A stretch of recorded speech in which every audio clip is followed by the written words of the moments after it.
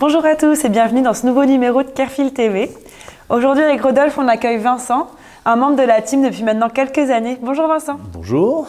Bonjour Vincent, bonjour Juliette, bonjour à tous.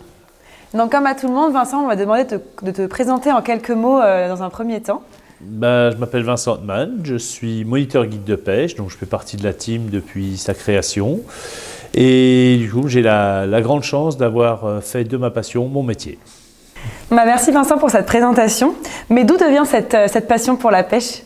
Cette passion vient depuis tout petit, j'ai toujours pêché. Alors, j'ai commencé avec mon grand-père, puis ça a été avec mon père. Et au fur et à mesure des années, ça fait grandir. J'ai gagné en technicité jusqu'à arriver au petit niveau que j'ai maintenant. Et je pense que c'est une passion qui m'habite depuis toujours. Et donc Vincent, maintenant, puisque tu vis de cette passion-là, tu as sûrement des anecdotes de pêche à nous raconter. Quelle est ta meilleure anecdote jusqu'à aujourd'hui ? La meilleure, je ne sais pas. Après, j'en ai une qui est assez drôle, qui m'est arrivée il y a quelques temps de ça.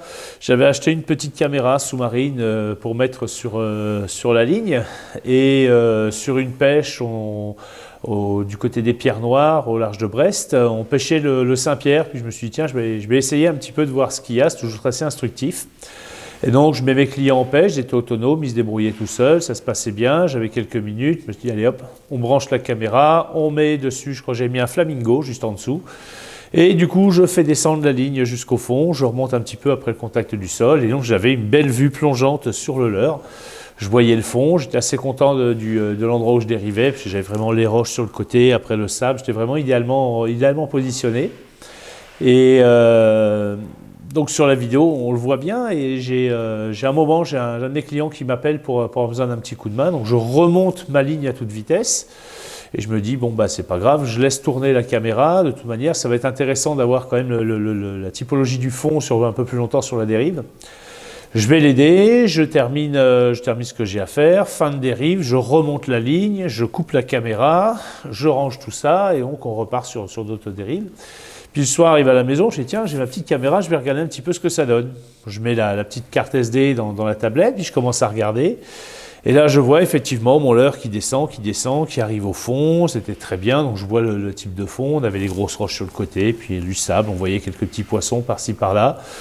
Puis on voit le leurre qui navigue à quelques mètres du fond, à 2-3 mètres. Puis on le voit qui bouge bien, tranquillement. Puis tout à coup, hop, on le voit qui remonte d'un seul coup. Donc je me dis tiens, c'est le moment où mon client m'a appelé, je remonte, l'image s'éloigne un petit peu, ça remonte, ça s'arrête, et puis je reste peut-être une quinzaine de mètres à peu près du fond.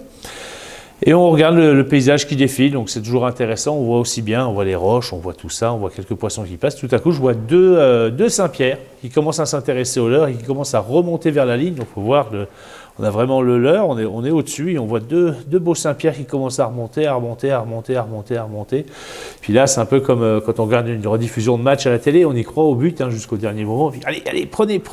Puis au moment où je vois le premier qui commence à entreverrer la bouche, je vois le leurre qui décolle à toute vitesse, qui revient en surface, je vois ma tête couper la caméra et fin. Du coup, moi je ne mets plus jamais de caméra parce que c'est extrêmement frustrant de voir qu'on loupe un poisson pour 2-3 secondes. C'est mieux de ne pas avoir de caméra. Bon, on va parler un peu de tes choix, comme le reste de la team.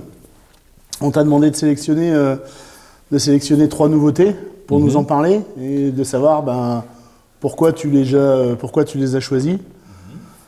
Je te propose de commencer par notre grosse bête là. Ouais, on va commencer par le Kérishad. Alors Kérishad qui est plus une nouveauté, qui est un leurre que j'utilise déjà depuis sa sortie, voire même dans les premiers exemplaires arrivés en France, j'ai pu les tester. Plus rien à dire sur sa solidité, sur son efficacité, c'est quelque chose d'assez fantastique.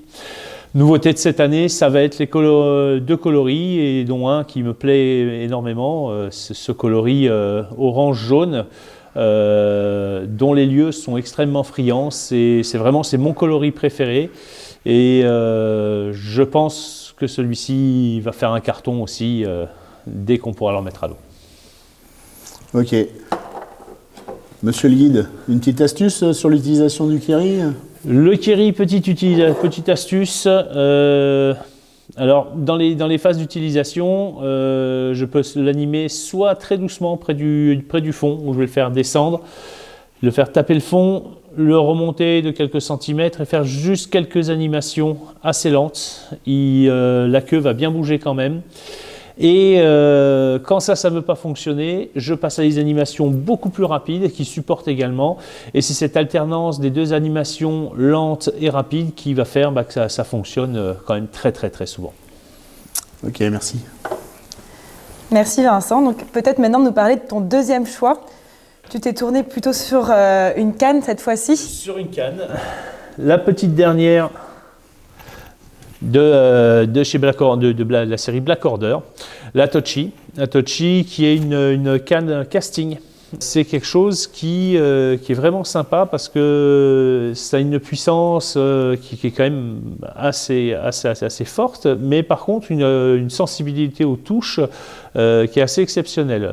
Je pêchais encore ce matin, là je rentre juste de mer, une petite fille de 13 ans qui n'avait jamais pêché en bateau, qui a fait ses premières dorades grâce à ça, et elle s'est vraiment éclatée. C'est vraiment une canne que j'utilise uniquement pour de la pêche en verticale. Le gros avantage, comme dit Rodolphe, c'est que justement avec le moulinet qu'on va tenir dans la main et où on va contrôler la descente du fil avec le pouce, on va avoir un toucher qui est assez exceptionnel, puisque au lieu d'avoir sur un spinning les spires qui s'évadent les unes derrière les autres, on ne peut pas vraiment contrôler au millimètre près ce qu'on envoie. Avec le casting, en frôlant à l'aide du pouce, on sait vraiment à quel moment on touche le fond, on sait si on a une touche au moment de la descente. On a un contact direct avec le leurre sur toute sa descente. Donc ça, c'est vraiment un gros avantage. Et l'autre avantage, c'est que vraiment avec ce type de canne qui vont être très très sensibles en pointe, vont nous permettre de sentir toutes les touches. Et après, on peut quand même combattre de très très jolis poissons grâce à une réserve de puissance dans le blanc qui est assez exceptionnelle. Dans les poissons que j'ai pu pêcher grâce à ce genre de canne, ça va être principalement de la dorade, du pagre, donc certaines belles bêtes que j'ai pu remonter qui sont vraiment jolies. J'ai également été joué dessus, avec ces cannes-là, sur de l'émissol, donc des requins qui font 1,20 m, 1,40 m, où se sont très très très bien comportés. Et donc la série Black Order accueille cette année la Tochi, qui a toutes les caractéristiques en fait justement de ces cannes sensibles, avec une qualité qui est assez exceptionnelle. J'ai pu regarder un petit peu sur les premiers jets de la canne quand tu me les as montrés, et j'ai pas hésité, j'ai équipé le bateau complètement avec ces cannes là, en tout cas pour la rade, et je pense que ça va faire merveille pour la saison qui arrive. Donc merci Vincent de nous avoir présenté donc cette nouvelle canne. Maintenant, pour cette troisième nouveauté, je vois que tu as choisi la gamme d'hameçons Ultra Point de chez Mustad, dont 2 hameçons en particulier. Je te laisse nous les présenter. Tout à fait. Alors, j'ai commencé par la série Kaiju. Série Kaiju qui sont des hameçons inline qui vont nous permettre de changer les triples sur les poissons nageurs ainsi que sur les jigs. Alors pourquoi faire ça? On parle de plus en plus de respect du poisson lorsqu'on veut le relâcher. Quand on prend un poisson avec un leurre à bavette ou un leurre de surface équipé d'hameçons triples, bien souvent on a un triple qui est dans la bouche et un des triples qui s'est pris au niveau des branchies ou qui s'est pris également dans la main, ça arrive aussi souvent. On va relâcher le poisson en bonne santé, on va éviter de le blesser un peu plus, donc on va changer les hameçons de façon à pouvoir avoir cette configuration. Alors on peut soit avoir le même nombre d'hameçons, soit le diminuer. On va également pouvoir jouer un petit peu sur l'équilibre du leurre, c'est-à-dire que dans cette configuration-là, le leurre va être plutôt équilibré à plat. On aurait pu très bien déplacer cet hameçon et le mettre sur la queue, avoir un leurre qui est un petit peu plus déséquilibré sur l'arrière, ou avoir les trois en fait, où on se retrouve avec un équilibre un tout petit peu plus sur l'avant. Donc cette configuration est vraiment idéale puisqu'on évite de causer des blessures supplémentaires aux poissons. On a également beaucoup plus de sécurité pour la main du pêcheur, comme on le disait précédemment. Et le petit truc en plus, c'est que moi en général, je prends une taille d'hameçon au-dessus de la taille des triples qui ont été mis à l'origine sur les leurres. Ça permet de pallier un petit peu la différence de poids. On peut également en équiper des jigs, donc toujours dans ce même souci de moins abîmer le poisson, de ne pas abîmer le pêcheur, mais également on a un petit peu moins de chance d'accrocher le fond. Alors je ne dis pas qu'on n'accroche plus, mais on accroche moins. il y a une nuance.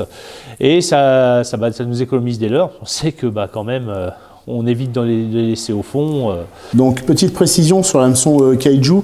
Vincent nous a dit que c'était un hameçon inline. Alors, l'hameçon inline, c'est quoi la différence? C'est que l'œillet de l'hameçon est vraiment dans le même sens que l'hameçon.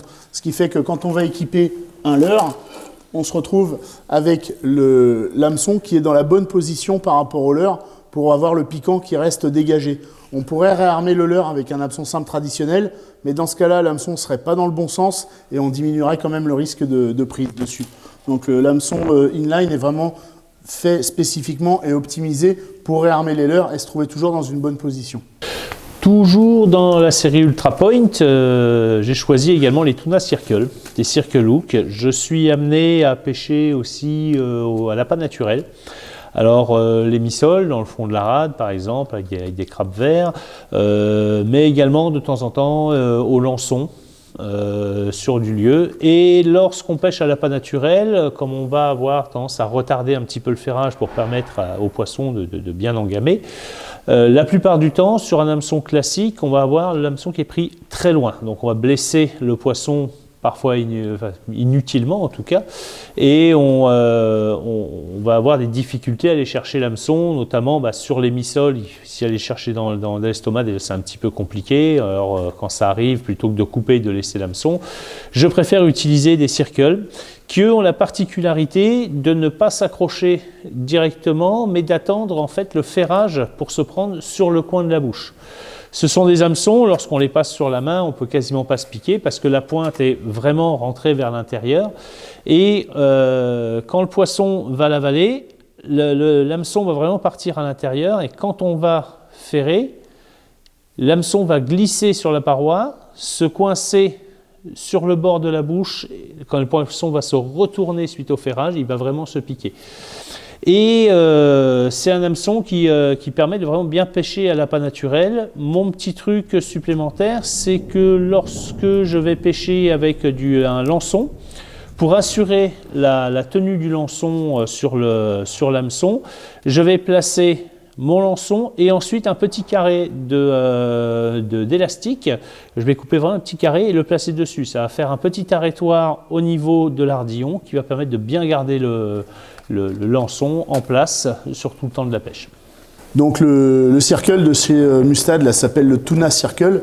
Alors attention, petite précaution à l'usage, même dans les grosses tailles en 6-0, le Tuna Circle n'est pas fait pour pêcher le thon. Ça reste un hameçon circle pour la pêche des poissons des espèces communes. Simplement, il s'appelle Tuna Circle parce que le profil qu'il a et les courbures qu'il a sont des profils qui sont tirés des hameçons à thon. Merci Vincent pour la présentation de ces 3 nouveautés. De rien, merci de m'avoir accueilli.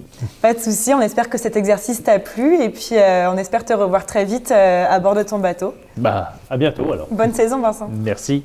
Allez, salut Vincent, Merci. Salut tout le monde. Ciao, au revoir.